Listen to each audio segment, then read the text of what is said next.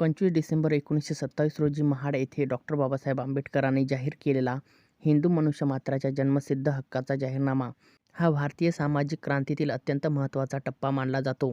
छळ, अन्याय आणि अस्पृश्यतेच्या जोखडात अडकलेल्या दलितांना त्यांच्या नैसर्गिक मानवाधिकारांची जाणीव करून देण्यासाठी बाबासाहेबांनी हा जाहीरनामा मांडला.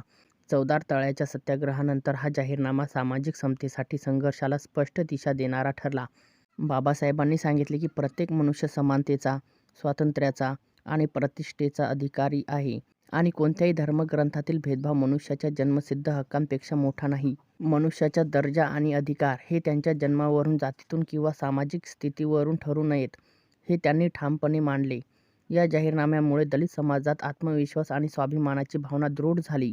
समाजाने अन्यायाविरुद्ध आवाज उठवण्याची आणि आपल्या हक्कांसाठी संघटित होण्याची प्रेरणा घेतली.